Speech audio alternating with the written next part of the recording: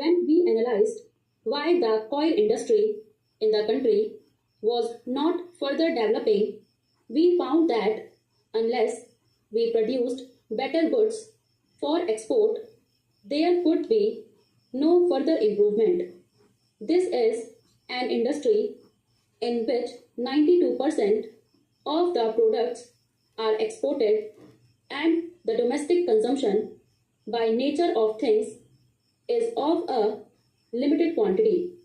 So, when market surveys of foreign countries were made, we were convinced that mechanization as a part of this industry should be introduced so that in a gradual manner we could produce better goods acceptable to the sophisticated markets of the world.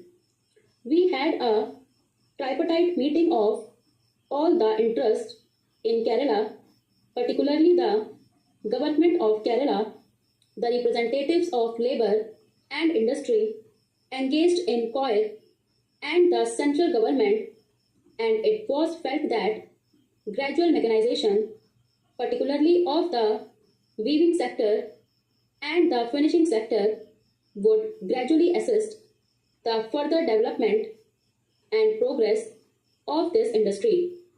Particularly in Kerala, this is the basic industry giving employment to more than nearly 1 million people. We therefore decided that the COIR board that the Government of India has set up should endeavour to assist the people to establish such factories and also establish factories itself if entrepreneurs were not easily forthcoming. Therefore, Madam, the Act as it is today is being amended to provide for delegating powers to the COIR board to enable them to set up a mechanized factory in the public sector to demonstrate the utility of new types of fabrics to the rest of the industry. A question would naturally be asked in the House why our entrepreneurs are not being allowed to do so. The Act does not prevent it. On the contrary, the COIR board is being empowered to promote even the establishment of mechanized finishing and weaving factories in the private sector if private entrepreneurs come forward. But looking to the nature of the industry and the entrepreneur class engaged in this industry, we have found that in the last few years, not many entrepreneurs have been coming forward, and we would like to establish one of the most modern model factories which can produce the latest type of goods. The amendment as proposed in this bill has been placed before the House.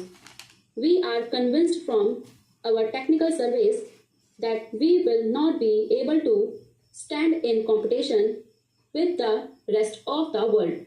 As the House is aware, Madam, there are other competing countries in the world which compete with us in coil products. Malaysia and Sri Lanka are our foremost competitors, but as a result of the persistent effort of the COIR board and the government of Kerala in India, we have been able to have the highest percentage of utilization of the husk of coil than any other competing countries. We, Madam, utilize more than 35% of the coil husk, whereas Indonesia and Malaysia utilize less than 12% and Sri Lanka less than 8%.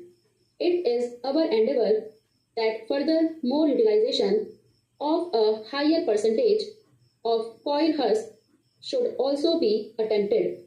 It may therefore be looking like a contradiction in terms that when mechanization takes place, there will be unemployment.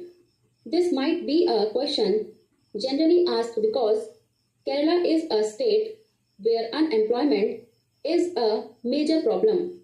But, madam, the experience that we have in other industries is that all mechanization does not lead to less employment. As a matter of fact, if we can produce more goods and sell more goods, the overall employment in this sector might go up rather than go down, even if it is pure substitution, as we have calculated, not more than 1500 people in all out of the million people, as I mentioned, are likely to be displaced. But our hopes are that not only these 1500 people will not be displaced, but we might be able to provide additional employment as a result of larger and larger utilization of the husk and better production of the goods and larger sales and marketing of these products. That way, we might be able to increase some employment in the long run.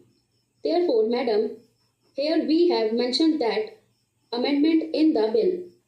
Another amendment that has been sought to be provided is that this is a poor industry, and so far there was a cess on the coir products which financed the development of coir industry. Madam, the government of India therefore decided to remove the cess forthwith, and only a month back this cess has been abolished and no coir products either for export or for internal marketing will have to pay that cess of about rupees 1 or so any more, which was a burden to this industry.